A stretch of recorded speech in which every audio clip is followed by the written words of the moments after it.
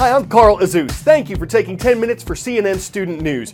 Jumping right in, as always, with news out of the Middle Eastern country of Syria, leading off today's show. It's been at civil war since 2011. Ceasefires have come and gone. No end is in sight. At one time, the Syrian city of Aleppo was the largest in the country. But now, after 4 years of battle there, it's estimated to have only 1/10 the population it had before the war. The eastern part of the city is controlled by rebels fighting the Syrian government. It's been under siege by government forces. It's been bombed on numerous occasions. Syria's government says it's targeting terrorist positions in eastern Aleppo, and it's sent text messages to residents telling them to evacuate before new assaults begin. Because so many civilians are caught in the crossfire, and because food, water, and medical supplies are running low in eastern Aleppo, the situation has become a humanitarian catastrophe.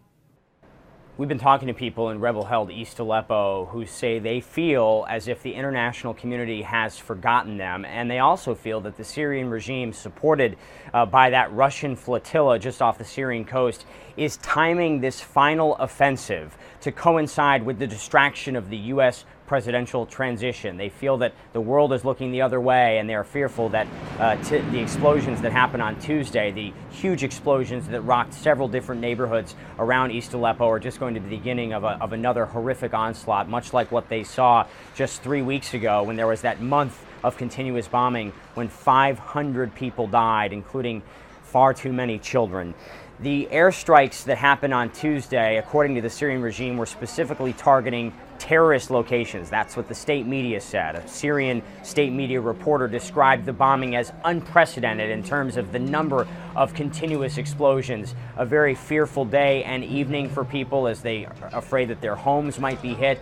They're also fearful for hospitals, marketplaces, and other soft targets that we've seen from our own on-the-ground reporting often are collateral damage or perhaps intentional targets in this bombing campaign. We've seen the Syrian regime use this technique in the past, where the aerial bombardment coincides with ground troops surrounding a rebel-held area, not allowing in any food or medicine, and also not allowing in any munitions. So the bombardment would continue, people become hungrier and more desperate, and then they send a message basically saying you can either starve and be bombed or get on buses, leave your homes, and go elsewhere.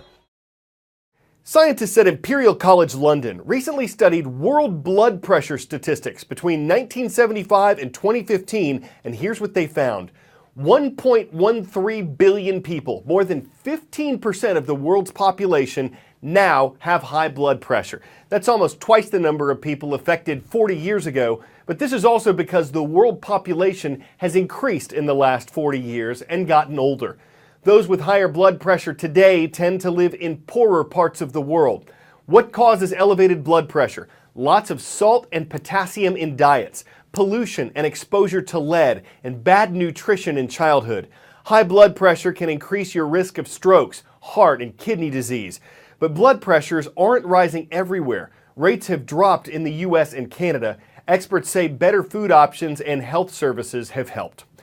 The drought in the U.S. Southeast has contributed to the spread of dozens of wildfires. The U.S. Forest Service says more than 30 large fires have scorched more than 80,000 acres, that's like 80,000 football fields, in Alabama, Georgia, Kentucky, North and South Carolina, and Tennessee.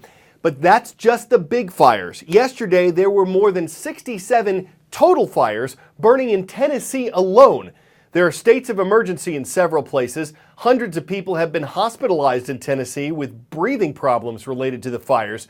Wednesday's air quality index in Atlanta, Georgia, miles away from any of the fires, was unhealthy. In Chattanooga, Tennessee, it was 151. What exactly does that mean? The one thing you need to know is that if you are like many who suffer when the air quality is poor, relief could be just a click away. There's something called the Air Quality Index, or the AQI, and it keeps track of how clean or polluted the air is on a day-to-day basis. The Environmental Protection Agency calculates the AQI on 5 major pollutants that are regulated by the Clean Air Act. Ground level ozone and particle pollution are the greatest threat to human health. The air quality index runs from 0 to 500, with 500 being the most unhealthy. Anything over 100 could be considered unhealthy for sensitive groups. We're talking about people with asthma as well as heart conditions. Everyone will start feeling the effects of poor air quality when the number reaches 150 or above. Anything over 300 is considered hazardous air quality. It's encouraged on these high-level days to limit your outdoor activities and stay indoors. Exercising outdoors during one of these high-level days could result in serious health consequences. So before you go outside, check the AQI to protect yourself and to have better health. Well, if you've been close to an electric or hybrid car passing by, you might have noticed that it is quieter than a typical gasoline-powered car. Too quiet, as far as the U.S. government is concerned. So the National Highway Traffic Safety Administration has a new rule for electric or hybrid cars sold in the U.S. They've got to make more noise.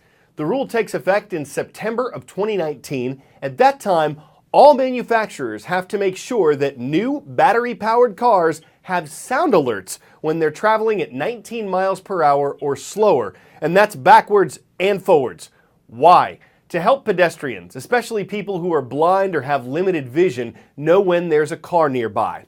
The administration says people depend on their senses to alert them to possible danger, and that hearing as well as seeing the cars could increase safety. It says the alerts could help prevent 2,400 pedestrian injuries every year. Critics say electric vehicles are supposed to be quiet, and they're concerned that the sound alerts could cause noise pollution. From new technology to tech that's older than anyone alive, the keyboard on a smartphone, which is of course totally digital, has something important in common with the keyboard of early typewriters, which is of course totally analog. QWERTY, the odd, almost random-looking arrangement of letters all around home row. Turns out that arrangement is anything but random. Ever wonder why your keyboard looks like this and not like this? The answer has a lot to do with this.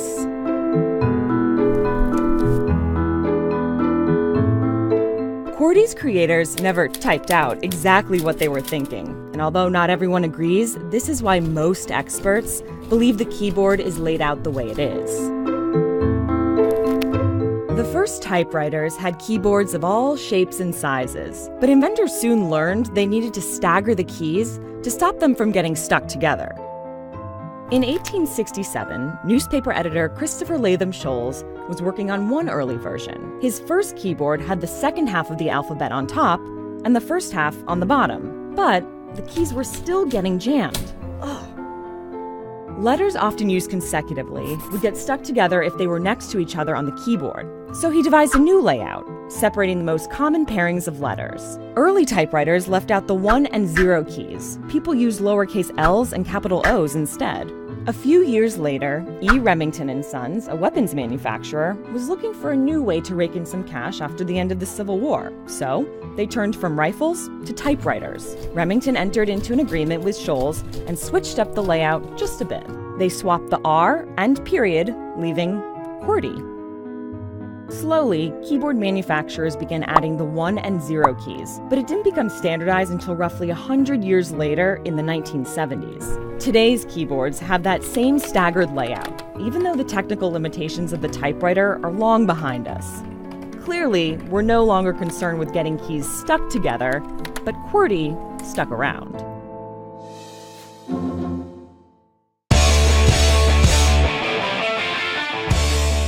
Before we go, this mannequin challenge thing has gone to the dogs. Exhibit A comes to us from an Instagram account called Zoe the Frenchie, as in French Bulldog. She looks so lifelike, but doesn't lift a paw as the camera pans from her to her coveted Cheetos. Exhibit B is from Twitter, @RyanNorton1, which shows a golden retriever retrieving nothing except for a whole lot of admiration and likes on social media. This almost looks fake. Would that make her a golden deceiver? We'd like to see some other breeds join the still life, the Jack Russell Terrier, the English Mastiff, the Pointer. Any of these animals could be Mannequin's best friend, but the champ would have to be a Bichon Frise. I'm Carl Azus for CNN Student News.